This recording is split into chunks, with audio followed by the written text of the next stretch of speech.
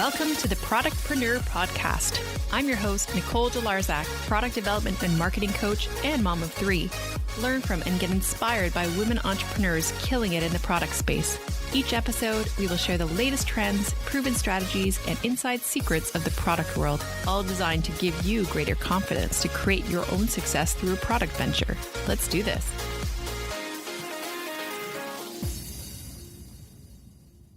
Have you thought about creating a new invention, but you're not sure what's involved? This guest is going to blow your mind with his knowledge of the inventor world. He's such an interesting person with a fascinating story, plus a wealth of knowledge when it comes to inventions, retail, and manufacturing. Leslie Mann is an inventor and founder of several companies, including a manufacturing plant in China. His journey began in 1991 when Leslie traveled to Hong Kong in search of a manufacturer for his first product concept. This visit translated into a 5-year stay where he set up his first company, and within 1 year, Leslie and his newly founded Chinese partner set up a factory in Shenzhen, China. For over 25 years, Leslie and his team have developed and sold innovative product concepts directly to the mass retailers in the US, Canada, and abroad. The company has been manufacturing and marketing consumer products to major retailers such as Walmart, Lowe's, Feld Entertainment, Walgreens, QVC, and more. Leslie then realized that the business of helping inventors introduce their product concepts to actual retail buyers needed a boost. This gave birth to Invent to Retail, a full turnkey product idea to retail concept development agency that is endorsed by the United Inventors Association. What sets I2R aside from other invent-help business models is that Leslie will only take on product concepts that he believes will win the audience of a retail buyer. He's likely to say the only good idea is one that ends up on a retailer's shelf. I think you're going to find this to be a fascinating conversation. We talk about the process to get from idea to invention, types of patents and how to know when to get one, grassroots versus mass retail and the pros and cons of each type of launch, what to watch out for when bringing your product to market, and so much more. Now let's hear from Leslie himself. Welcome to the show, Leslie. Thank you so much for coming. Oh, my pleasure, Nicole. My pleasure indeed. Yes, so if you could tell us a little bit about your background and journey to get to where you are today, because you have such an interesting story. Well, I guess, as my mother would say, I've led a very colorful life, but going back in my early 20s, after, spending a few years in the commercial real estate business in Toronto, and I've always been a creative soul. I've always had a flair for the arts, and I came up with a product concept. Basically, that was a result of watching my mother stick her hand down through the drain in our sink to fish out a ring that she had lost at that time. And we had the garbage disposal. Remember the blades that chop up your food? And I thought, well, that's not, there's got to be a better way to get something. So I invented this. My first invention was a magnetic rod that screwed onto the drain plug, if you will, the drain itself. And so you could screw it on and fish whatever fell down there out, as long as it was metallic, of course. And I sent it to a company in upstate New York that made kitchen utensils. And lo and behold, at the age of 19, I had a licensing deal and was getting Wow. checks coming in. And I thought, well, if it's that easy, I'm going to drop everything else and pursue a life of bringing new products to market. So that was the seed that, planted the journey, if you will, as you say. And then I came up with another product concept that took me to Hong Kong, and I spent 4 or 5 weeks in a hotel talking to the people that I thought would be instrumental in getting my idea produced. And it turns out at a restaurant bar, if you will, this gentleman next to me had a friend that was in manufacturing that he introduced me to. And next day or two, I was off to Shenzhen to see his factories, and we forged a very long-term, meaningful relationship. And he's still my Chinese partner to this day. And we're going back now, oh my goodness, 26 years. Because I'll be 59 in a couple of days. So that makes it 29 years. And we just started making this one particular product and took it to a trade show in New York. MTV at the time, Roberta Mintz, I'll never forget it, came by our booth and loved what we were showing and placed our first order that basically launched the company. Wow. What product was that? Yeah, so when I moved to Hong Kong with an idea, basically was to float these little miniature products, and I'm talking so small. Let's just take a Coca-Cola can.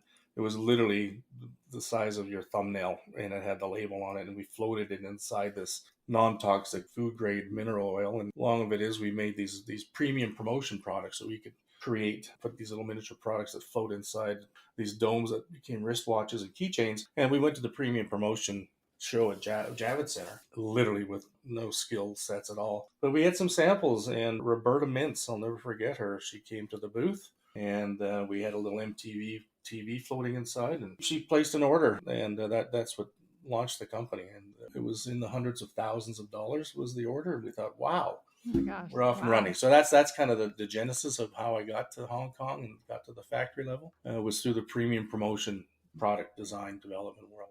Oh, interesting. So did you think about that product before you went to Hong Kong and then wanted to? No, actually, I had a friend that we sent over to start the process, and then I came over to further the efforts and took it over and developed that business model, I guess. And so we just kept building, coming up with promotional items. And in the promotional product world is much different than the retail world. These are companies that we were on record, agents on record for people like Labatt's in Canada, of course. In the States, Anheuser-Busch, Coca-Cola, Pepsi would come to us, and they would invite us to develop promotional products that they would end up giving away at. And I'll give you an example. When I lived on Lake Norman, just north of Charlotte, on the water every weekend, of course, pontoon boats would come floating. And you are very familiar with, of course, people putting these noodles between their legs to float. So I saw them struggling holding a beer and trying to float on a noodle. So I took one of those noodles to my workshop and I bored out just enough space to stick a beer can in it, and we called it Kazoodle. And we put, I sent samples to my buyer at Anheuser-Busch, and he loved it. And we slapped their logo on it, and he ordered just over 800,000 Kazoodles from me that they ended up giving out at spring break in Florida with their logo on it for kids to float around with their beers. So again, the promotional world being completely different than the retail world, because once they place the order, and anything that you put a logo on, it's no good to me if they cancel. So they pay up front. Oh yeah. So they would pay up front before we ship. But anyway, so that started the company, and then we segued into developing and selling consumer products. Right. Okay. So developing the relationship with whoever was, I think you said in China. And that partnership, did that lead you to creating a plant in China, or how did you get into developing a manufacturing plant? Yes, it did. He was in the banking business and hated his business, hated going to work every day, and he always wanted to be a manufacturer. Anyway, so he he had a friend that owned a factory in Shenzhen, and he said, "Listen, we can build our own factory." Now, you never own the land that the factory's on. The Chinese government owns the land, as you know, so you're just leasing the land from them. And we built within 2 years, we had enough resources to build a 3-story factory, and which allowed us to put some plastic injection machines. Obviously, those go on the ground level because they're so heavy, and then all of the assembly is done on the second floor, and then all the packing and shipping is done on the top floor. But that was 5 years in Hong Kong, and with the setting up the factory, which that's another story altogether. Just quite an experience, being in China with your own factory. Wow, I can imagine. So you've done it all, and you're very creative to develop all these ideas, and it must be just one of your zones of genius is coming up with all these ideas. It's a blessing and a cursing at the same time, because my idea file is about 2 feet in thickness, and you can't do them all, right? But it's been a fun ride. Yeah, that's for sure. And actually, your first product, I'm going to go back to that one because that's interesting. You just developed the prototype and then you sold, like, how did you get to the licensing part of it? Well, it was never licensing. We always owned the product and did all the tooling and did all the production and sold directly to these end users. So we never licensed it to anybody. We did end up having to bring in some other manufacturers because our factory, we quickly exceeded the capacity for us to make these orders. They were coming in fast and furious in huge quantities. And a side story on that, dealing as I have with the Chinese over the course of the years that I've been doing this, the first thing you'll learn in Cantonese is momentai, which means no problem. That's the first thing you'll hear coming out of a meeting with a Chinese manufacturer. They will never turn down a job for whatever reasons. Anyway, so long of it is because we were using such vast amounts of natural food grade non-toxic mineral oil to fill these. And just imagine, you remember those snow globes that are out there, they shake them? So just imagine putting liquid inside that, but on a very much smaller scale that you would end up wearing it on your wristwatch. Well, the goal was to get rid of the air bubbles. The goal was to find a particular liquid that's food grade. Anyway, so when we contracted this new factory, who said no problem, and we gave them the source of our supplier for the non-toxic food grade mineral oil. And the first batch of keychains that came across the ocean, it was for the University of Buffalo University games. I got a call from the buyer, and she was raging over the phone. I said, "What's wrong?" Her name was Shirley. Well, this factory decided, instead of using our non-toxic food grade mineral oil, in order to save 0.001 cent per gallon, he went out and bought kerosene and filled everything with kerosene. So Oh, yeah, I know it was just a disaster. But the point is, you can never be too careful when you're outsourcing your own products with other factories. But we learned that was years yeah. that was a long time ago. So, where are you today? And, you've moved back obviously from China. What was your journey since you moved back from China? I moved from China directly to the States. We were at that time doing business directly with the Lowe's and the Walmarts and the Targets and the Kmarts back then at the time. And we had developed a pretty extensive line of toys and Halloween products that we were selling direct to those retailers. And as you know, if you're going to sell one thing in Canada, you go to the States, you can sell 10, right? It's a 10-to-1 ratio. So it just made a lot of sense. I had family in Charlotte, and Lowe's headquarters was right literally down the road on the next exit. So that brought me there. I set up a business. We were designing our own products. We actually were awarded a contract from Feld Entertainment, came to our offices, and Lois Burrow, who heads up their product development division. Now, Feld Entertainment owns Ringling Brothers and Disney on Ice. And they were looking for a company to design and produce their line of toys that you would buy when you leave the circus. And out of 12 different companies, it was shortlisted 3. We ended up winning the contract. And there we were for 10 years designing and producing all of the toys that you would buy coming out of the Ringling Circus. In its own rights, that was challenging because when you go to the circus, you want to get to your seat. And you've only got maybe a 10-15 minute window of opportunity to sell anybody going to the circus. Because once the circus is over, everyone wants to get out and home. So when they set up the displays and the booths and the lobbies of the arenas and wherever they were performing, you had to communicate what that toy did in a very short period of time. It had to light up. It had to be self-explanatory as to what it did, and it had to sell for less than $9.99. So there was a lot of challenges, but that was a fun ride for us. Yeah.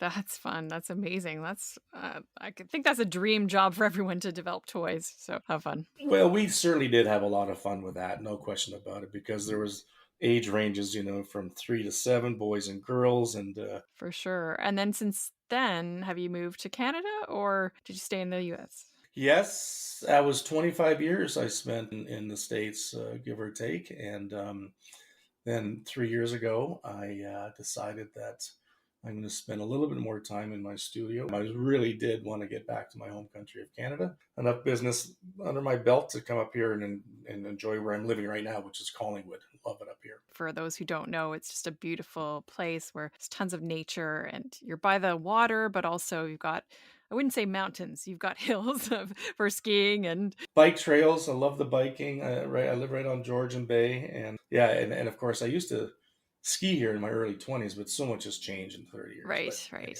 Can you tell us more about your business and what you focus on right now?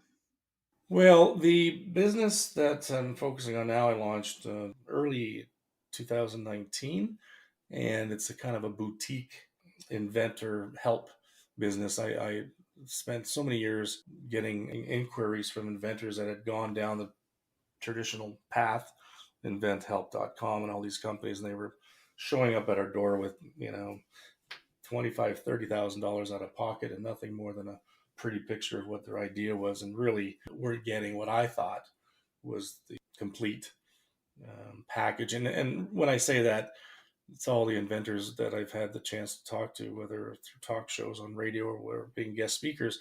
The only good idea is an idea that ends up on the store shelf.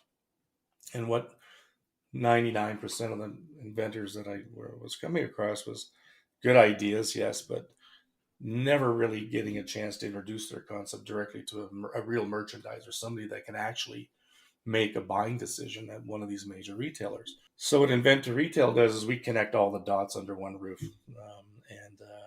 And what really sets us apart, I believe, is that I only take on clients, I call them, after I've gone through a fairly substantial interview process on my behalf, because I want to make sure that they understand exactly what they're getting into.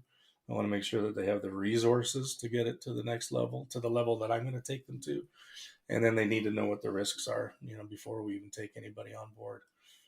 And then, of course, because I'm the manufacturer, we look towards ideas that we only kind of get involved with ideas that I think I could either, hopefully make on my own accord through our factories in China, my factories in China, but also present to a retail buyer and not be embarrassed about that.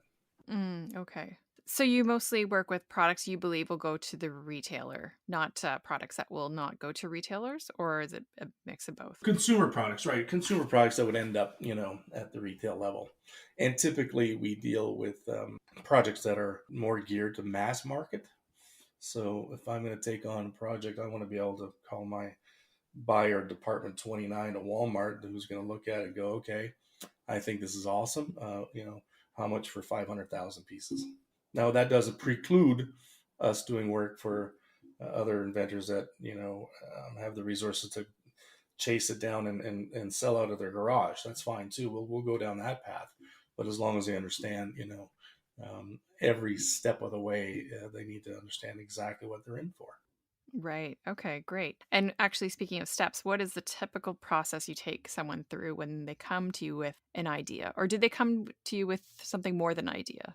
Yeah, it's funny because it's either through word of mouth or I work closely with a couple of patent guys out of Toronto, and once they've gone through that process of getting their product idea into the patent arena, whether it's a provisional or non-provisional, we can talk about that, the difference of those later. But I'm a nice guy, and I will have a conversation if somebody calls out of the blue, and I'll say, "Well, do you have a patent?" They'll say no, but I've not seen it on the market.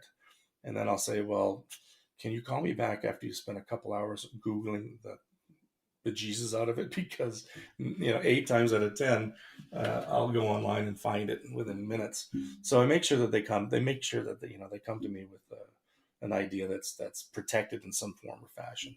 And then we go through a kind of a buyer's guide that they can download from the website that asks very real hard questions. And then at the end of the session, I'll say, listen, go to the website, download the buyer's guide, read everything there, and then call me back if you still think you can use our services. So that kind of weeds out novice inventors to the more sophisticated inventors that understand, what they're up against. And then after once you vet them and they come to you, what do you help them with from there? Well, typically the first thing obviously is we'll present them an informal proposal, different phases of the project, the scope of work will be listed in that. So they'll get a very good sense as to what the cost is to bring us on board. And then I make sure that they understand the end game, because a lot of these inventors will get to say phase 3, which is the prototype. So you've got a beautiful working prototype, you've got all the marketing materials that you need to launch online, but at the end of the day, your concept, your product may require several thousands and sometimes hundreds of thousands of dollars in tooling in order to get it to the production stage. And what the inventors need to know is that I cannot introduce your product to any one of my merchandisers until I have costing from my factory, FOB China, all the shipping details, landed tariffs, everything. In order for that buyer to make a buying decision, he will never put a purchase order in place unless he sees a production sample. Oh, of course. Yeah. Prototypes are one thing, right? You get to look at it, feel it, touch it. It helps you immensely. But you're not going to get a purchase order, from my experience, until you can actually send them samples. And to get to that sample stage, there's so many floating variables, right, as far as the cost goes, depending on what your product idea is. But I do make sure that the inventors that we help understand, the game could stop right at the prototype phase, or you may have to go get funding to fund the tooling so that we can actually. Now I will provide them with the tooling costs and the production piece unit costs, but they just need to know that there's costs involved to get the actual production samples. Right, of course. And I think most people don't understand all the breakdowns of costs and what it could cost. Do you have people that just say, okay, forget it, I'm not going to pursue this because of that? Or how many people actually go through with the whole process? In the beginning, it was amazing to find out how many inventors that came to us that really either didn't have the resources, wanted us to become basically Shark Tank guys. We'll give you our idea if you give us a royalty agreement. But we have a basically an annual get together. We take maybe 12 or 15 product concepts. I may never take any one of those on, but I may come up with one or two. But to answer your question, is that the clients that I have, I don't, as I mentioned earlier, bring them on until they know what it's going to cost to get to the end game. Because I don't want to leave you hanging there with a beautiful prototype, a lovely package design, a great website, a logo branding. We do all of that, but you don't have the resources to get a production sample in front of the buyer. Where are you left? You're left with a great idea that is never going to get a chance to get on the shelf. And that's what we're really not about. We want to get these people a purchase order. Great. Well, that's very honest of you that you're not going to take on ideas or people unless they know they can see it through. Absolutely, and this is where, and I hate to say this, where a lot of the other invent help companies fall short. They will produce lovely computer graphic images. They will do all kinds of things to get you working drawings, whatever. But again, that's a nice package to end up with. But if you don't have an opportunity to actually bring it to a merchandiser to say, hey, would you like to buy this and put this in your line review, then you're really just going to sit there with $20,000-$30,000 out of pocket and a bunch of pretty pictures. Right, right. Yeah, and for sure that is super helpful to people who are just starting out because they don't have the relationships with the buyers and typically they try to launch it on their own, but of course you've got to have an audience to launch to. So that's very helpful, that service that you provide. I'm a big fan of the entrepreneur that wants to go to the stage of getting, minimal amounts of samples, and they sell out of their garage. They go set up dinner parties with their friends and family and go with that grassroots level. That's a great thing. I mean, how many stories do you know? And I both know. Do you remember that big purple dinosaur Barney? Yeah. So that's how Barney started, right? The lady Oh, that came out with Barney had no money, and same story with the guys, the Haney brothers that did Trivial Pursuit back in the day. right. I know those guys. I go back that far. It took them, forever. They ended up, getting some samples, production samples made, and they got a kind of a grassroots following at the college university level. But it wasn't for 5-6 years until they were bought out and made a fortune with it. So I get the grassroots, guerrilla marketing concept. But I'm not going to come into the game with our clients until they know exactly what it's going to cost to get out of this thing. And you also help your clients apply for patents. So how do you know if your product is the right fit for a patent and like is it worth the investment? There's a real debate going on as far as, should I patent my idea? Should I not patent my idea? Yes, there are some cases where I like to call it first to market patent.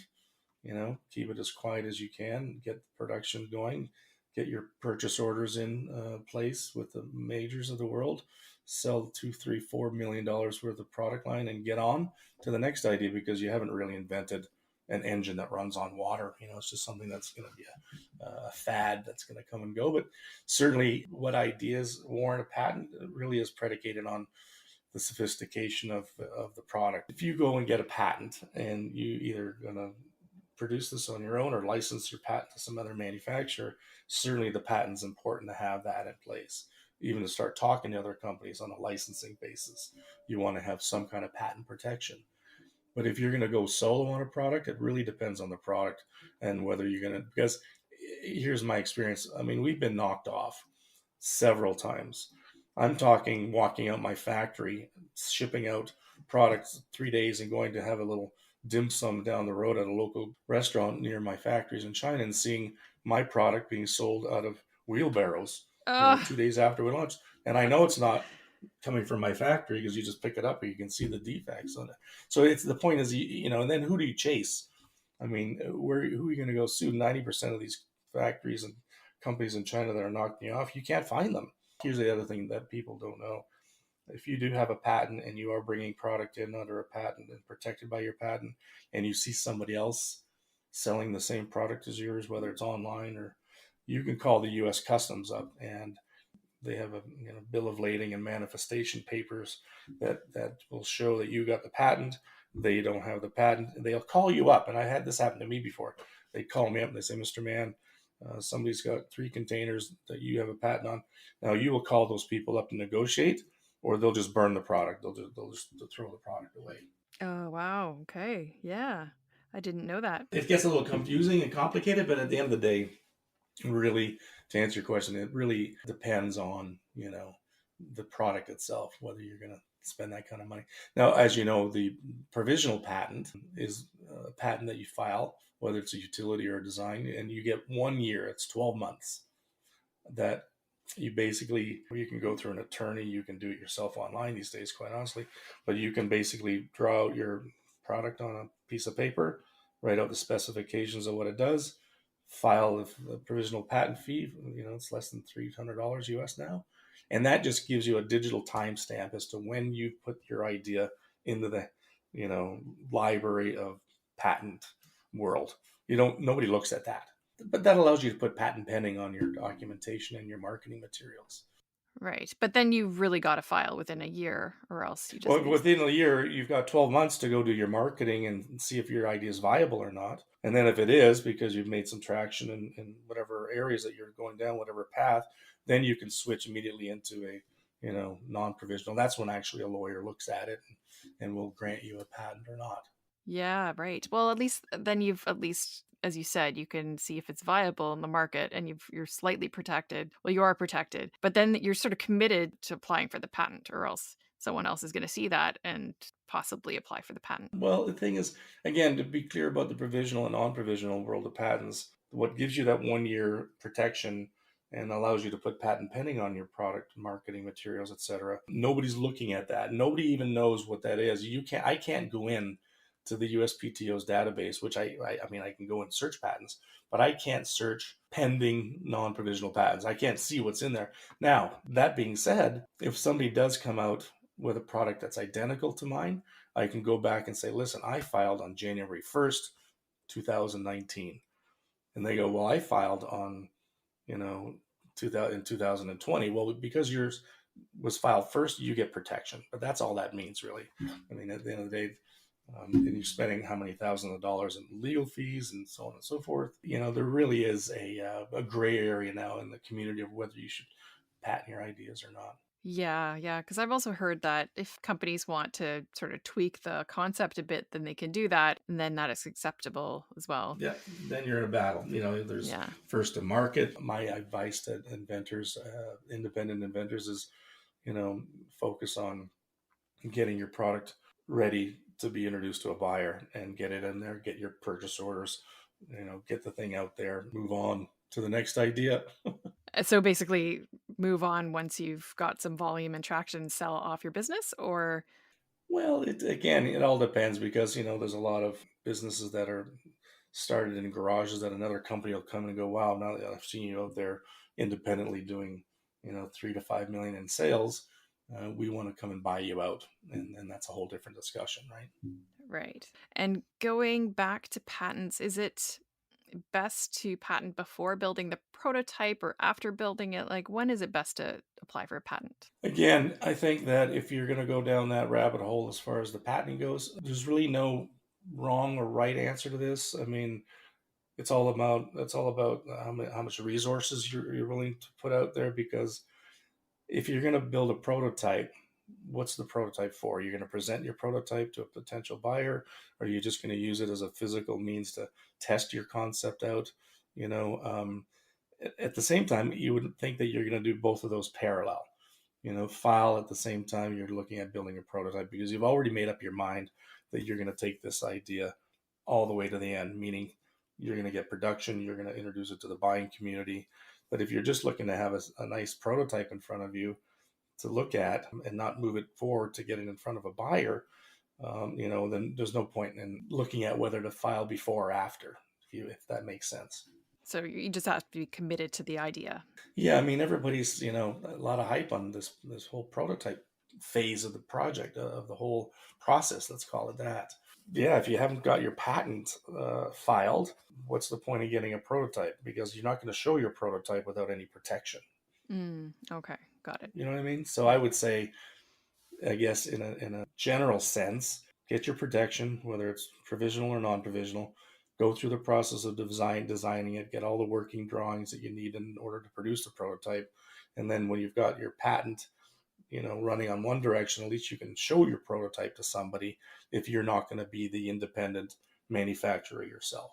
And so let's move gears to manufacturing. What are some things to watch out for when looking for a manufacturer? Because I know sourcing can be tricky when you don't really know like the market and especially when you're going overseas.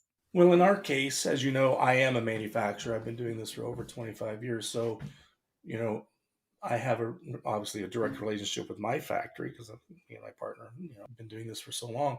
No, but then we aren't making batteries. We're not making springs and screws. So we outsource all of these things from other factories. Now we've been doing this for so many years that we're outsourcing batteries that we put in all our toys.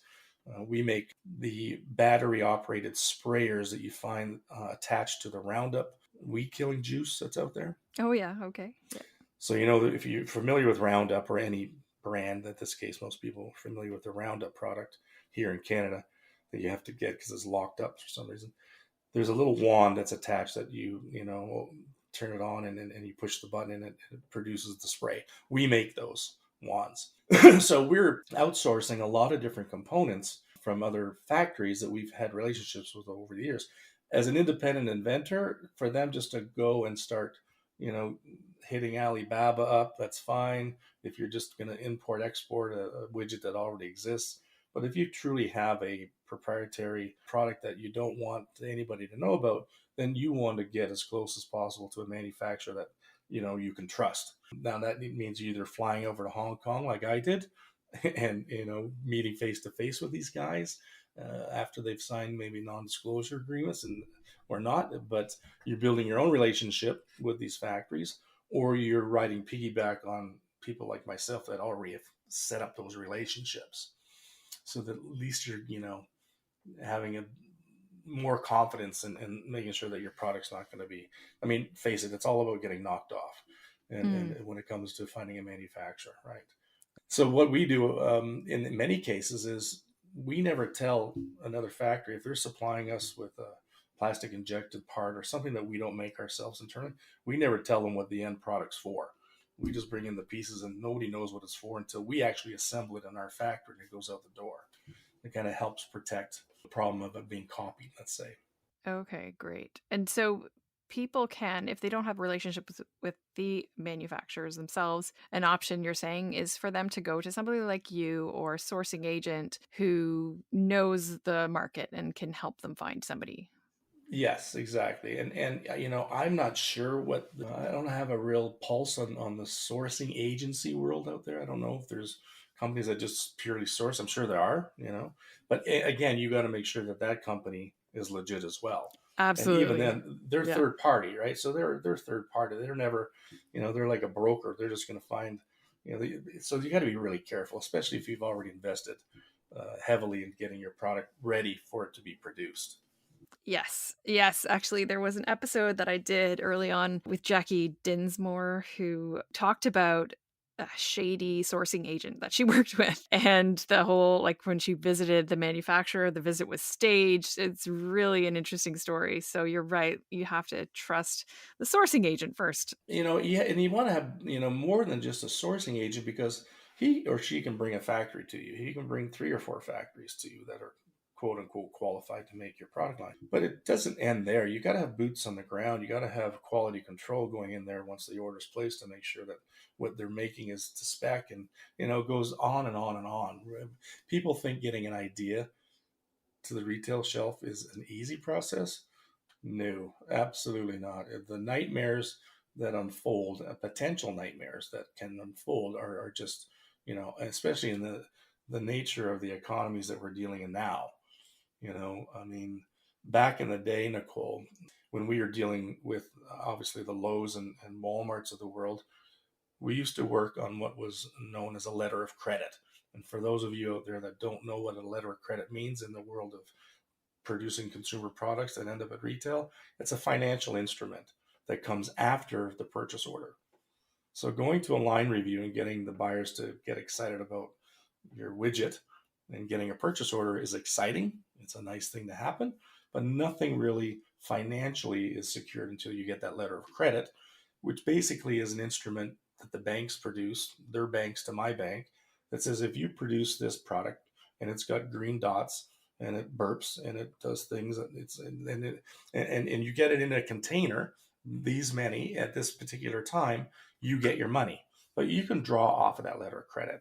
So I can take money from that letter of credit to buy the materials. It all gets put together. And back in the day, those containers, once they're locked and the bill of lading is set out and they've signed off on it, I would get paid before those containers left the harbor in China or Hong Kong. Those days are gone. Now they call it what I call net never terms. All the major retailers 10 years ago said, listen, if you want to be our vendor, not only do you have to come to us next year, line review, with 5 other products, we're no longer going to give you letter of credits. We're only going to pay you when this purchase order we're providing you ends up in our distribution, in our distribution channel. So that put all the risk on the manufacturers. And a lot of people went out of business, just shut their doors immediately, because just imagine I've got 15 containers of snow globes on the water for Walmart.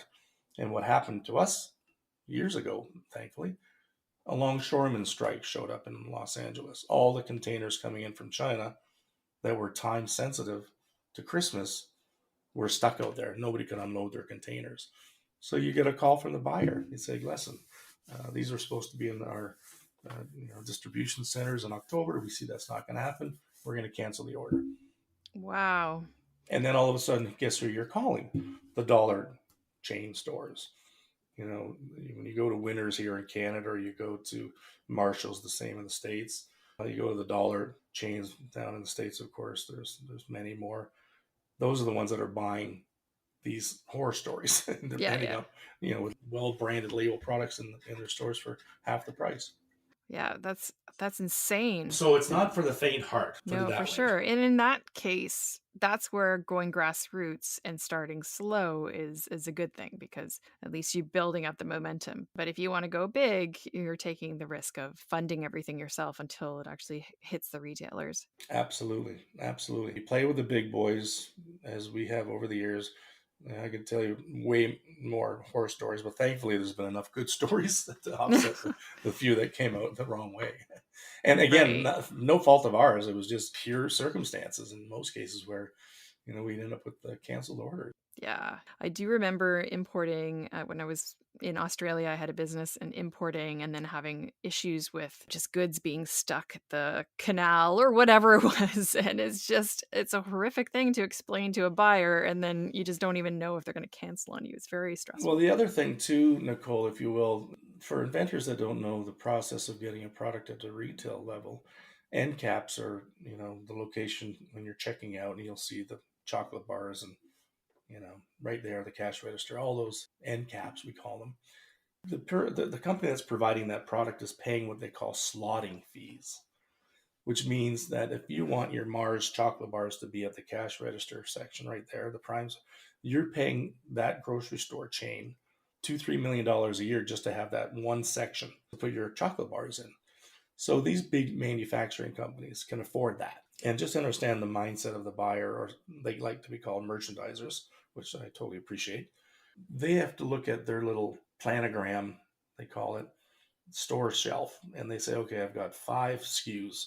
Each SKU is turning at X amount of dollars per month, and it's profitable. Why would I take this one SKU out to make room for yours if you're not going to provide any marketing dollars to go behind it? So a lot of other things happen that has to happen in a financial level to get your product into these bigger, chains. Yes, absolutely. The listing fees or slotting fees, it's just, I remember that can make or break you in terms of when you're just starting out and thinking about launching. Although I have heard that the big chains are a bit easier on the smaller brands. Like they're harder on the big companies, but they're easier in terms of slotting fees on the smaller companies. Yes, I mean, there's a real culture when it comes to the dynamics and the personalities that make up the buying merchandising community from a retailer to me, the manufacturer.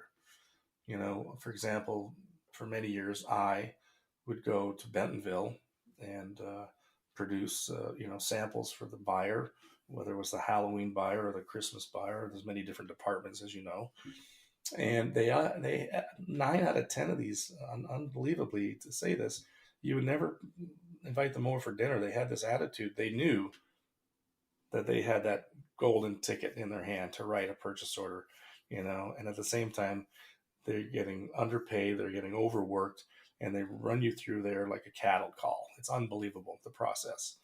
It's not pretty. You'll spend the money on an airline ticket, a hotel room. You'll be there at 3 o'clock with your samples, and the assistant will come out and say, "Oh, Mr. Mann, I'm so sorry. Brent's running behind. You'll have to come back tomorrow." You're thinking you've already checked out of your hotel. Oh, You really, you got to review, and they don't, but they don't care. They don't care one bit. And again, they're protecting themselves. They want to make sure that whatever product that they're going to use their buying dollars is going to sell, and that's the game you play. But they need us as much as we need them, and I guess that's the point I'm trying to make. Is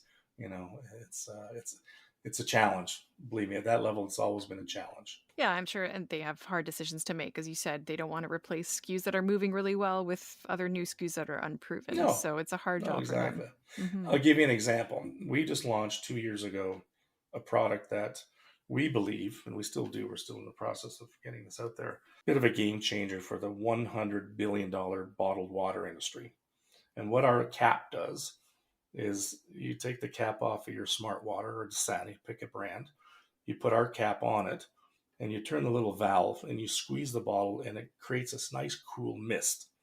So you can hydrate and you can cool off at the same time. It's called, Hydra Mist is the name of the brand. Anyway, the point is we took that idea, samples, to Nashville, to the International Bottles Water Association. Huge deal. We went down there. And the long story short is that all the major bottled water co-producers are there. DS Waters, and I can mention some others, won't make any difference. But Coca-Cola, who owns Smart, they don't own the bottled water filling companies. They just contract that out, right? They're just a brand. None of them own the aquifers or the water plants that are filling. They don't own. They just contract that out, which we knew. But what we didn't know is that our cap has a little higher profile. And in order for these huge filling companies to test our cap, they'd have to shut down their lines. And that cost them hundreds of thousands of dollars for 1 hour. That's number one. We underestimated that. The other thing we underestimated, which I kind of knew going into this, our bottle next to Dasani at the store level, you can't tell by looking at our bottle that it creates a nice cool mist unless you've been educated from a marketing standpoint. So the point is that level, take our idea to the next level. That's a minimum investment of $5 to $10 million just in marketing dollars, just to get it into one chain. Right. So, going back to the conversation we had earlier, getting into whatever product you're going to develop, you have to understand the dollars behind getting it a reality. The reality of it is getting it to the retailer. It costs a lot of money. Doesn't mean you can't license it. That's another discussion.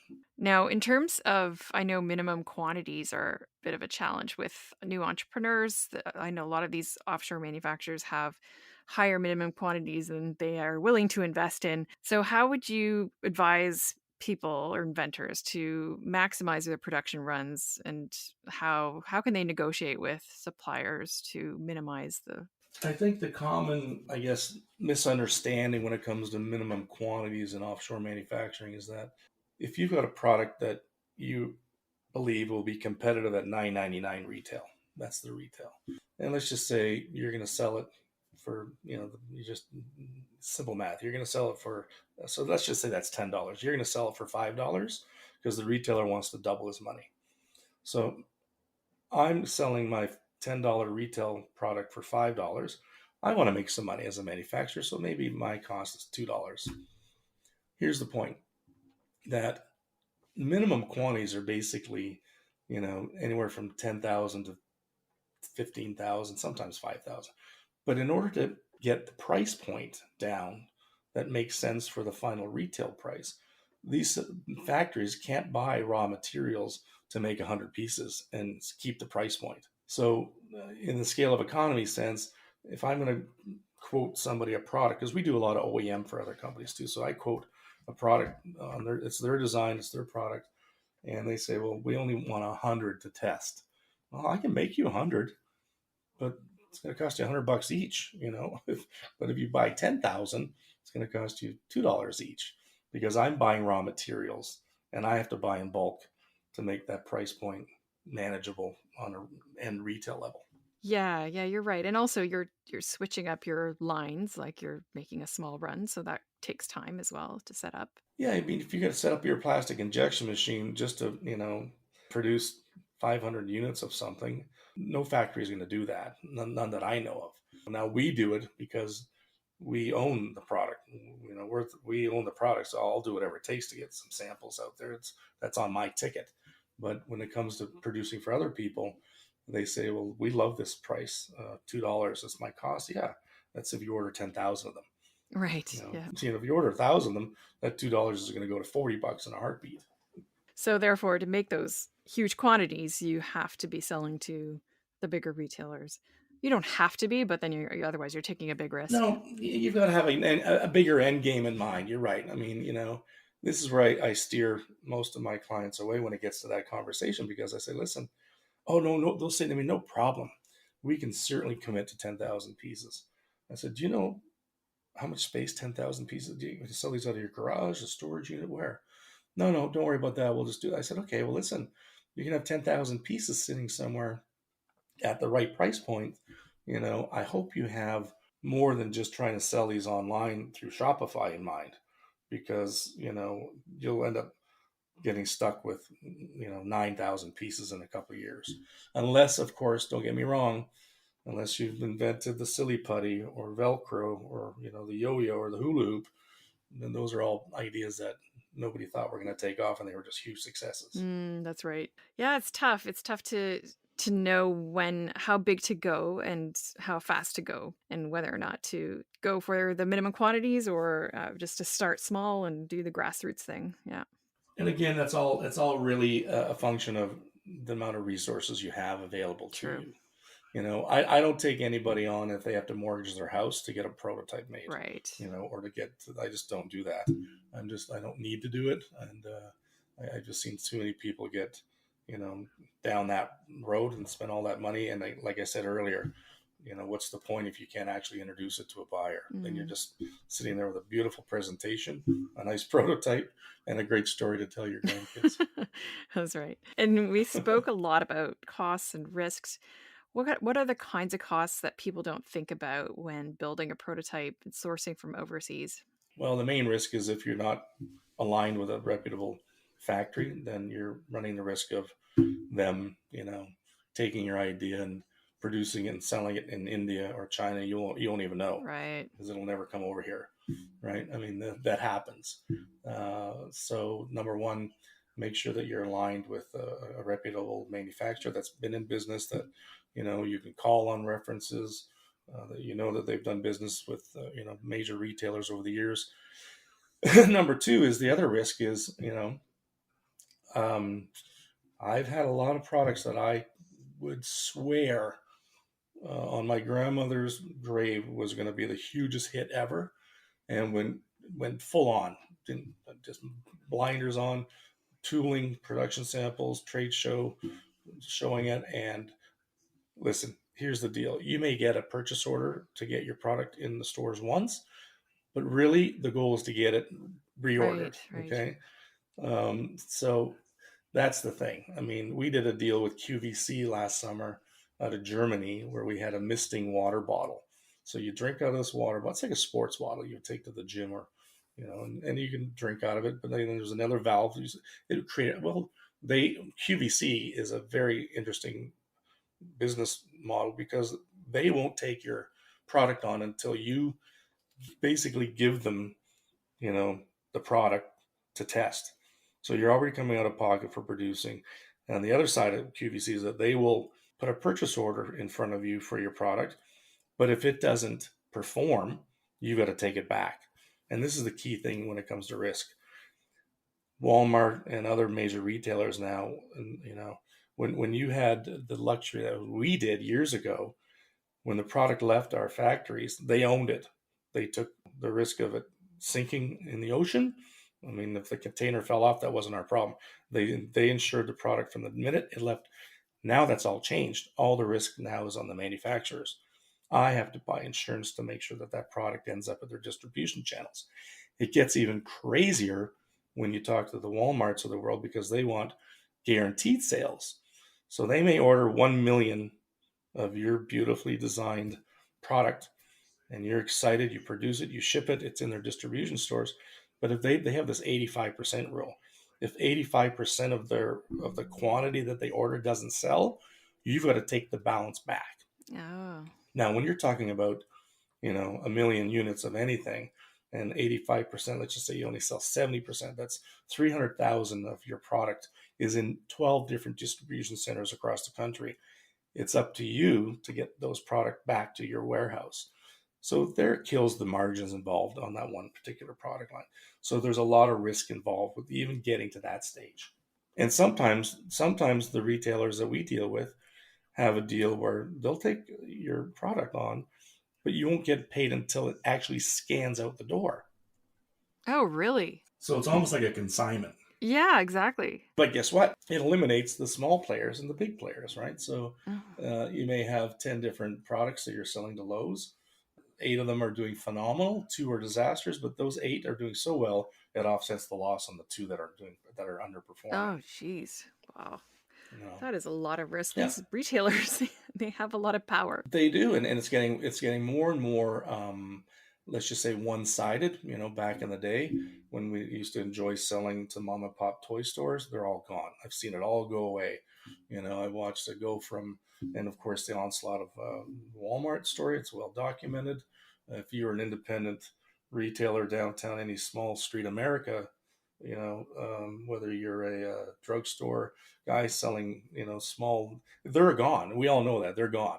So, and now what Walmart does now, they'll say, listen, if you want to play with us, you need to understand that we're going to order a ton of product from you, but we're not taking any risk. Now, if you don't want to play that game, somebody else will step up behind you and play that game. So I've watched a lot of friends of mine go under because of one order that they would get, hit with for a lot of different reasons. So it's, again, when I say this to the audience that you have, and whether I'm on a radio, it's not for the weak heart. This business and retail is getting tougher and tougher, as you know. It is. Yeah. I mean, look what's happening now with this COVID. So Yeah. that even gives me even more cause to make sure that anybody that comes to the table that has a passion for their idea, well, it's getting more and more difficult to get that idea.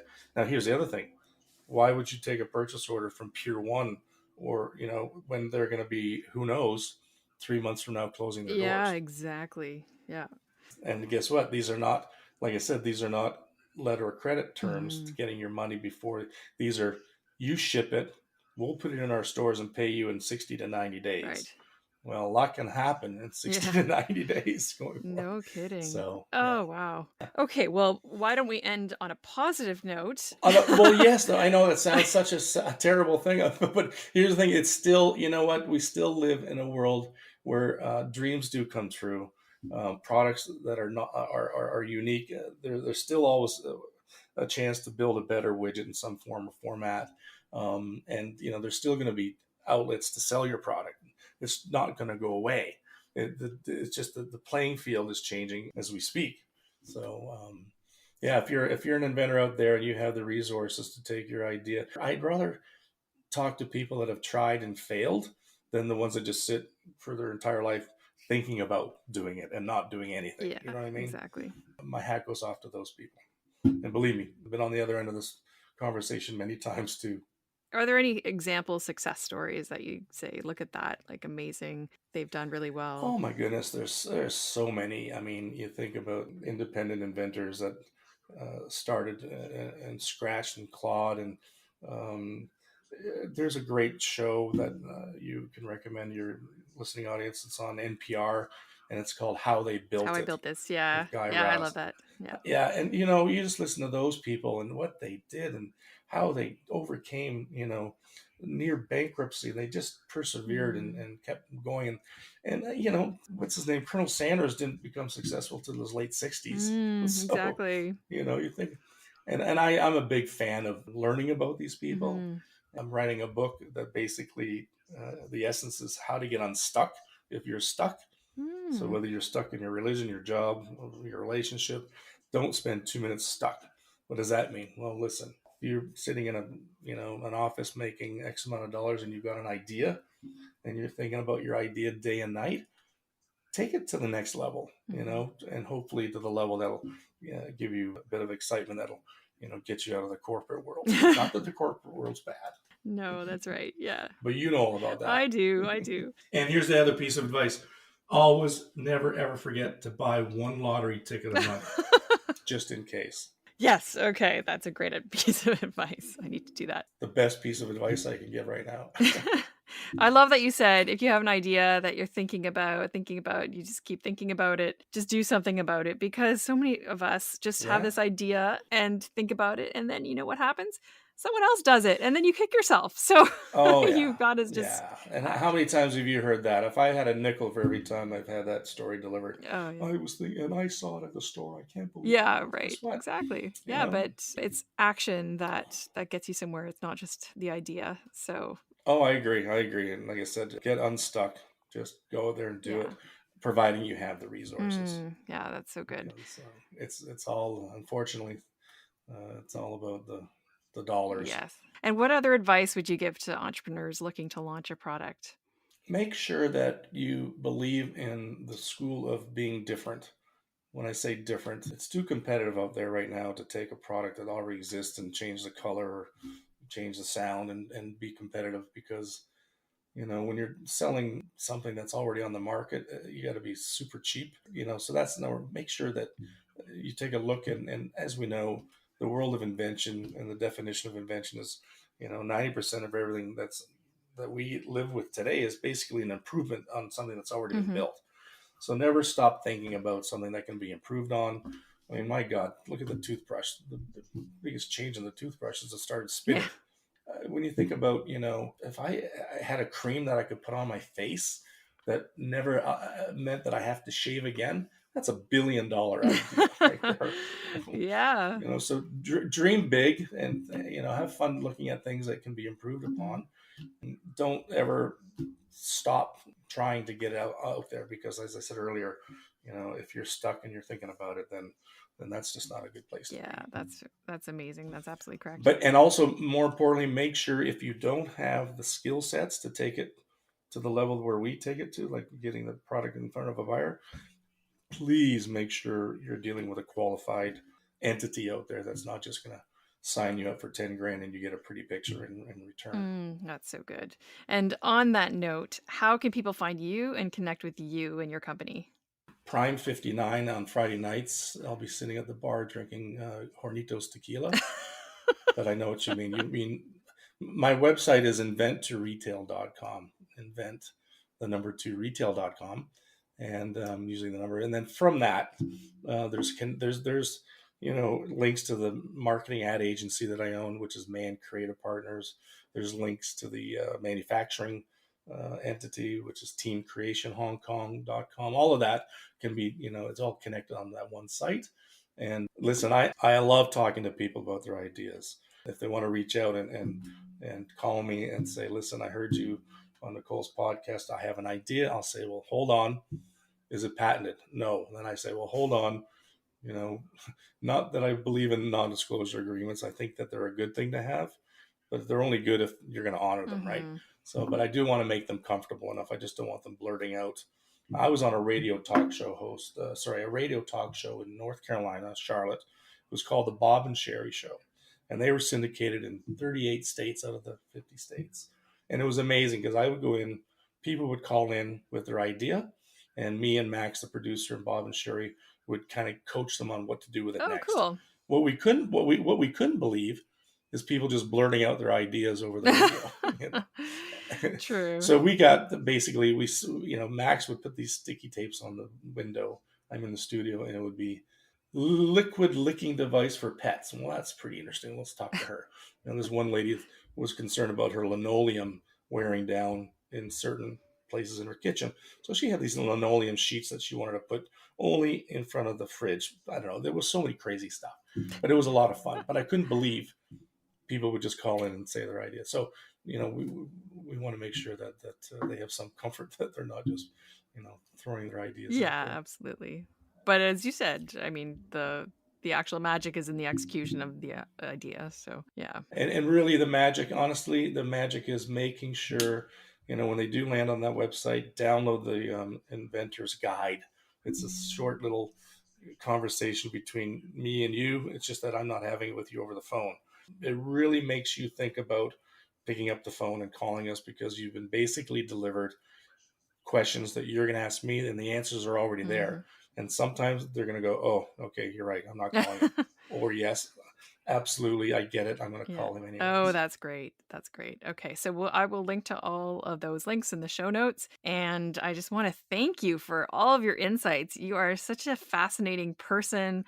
I'm sure we could talk for hours, and I'd love to chat about your photography too, and all the other things that you do. Yes. So LeslieMannArt.com. That's another fun one you go see. I'm working on a piece right now for I won't bore you, but it's a new lighting feature that's going to hang over top of a very well-known actress in the States. We can get into that later. Cool. But yeah, listen, I've enjoyed it. And you can call me anytime. Oh, thank you. I will. All right. Well, thank you so much. Thank you. Thanks, Nicole. Bye-bye. Thank you for listening to the Productpreneur Podcast. If you loved this episode, we'd be so grateful if you could take a sec to subscribe, share it, and review it on Apple Podcasts.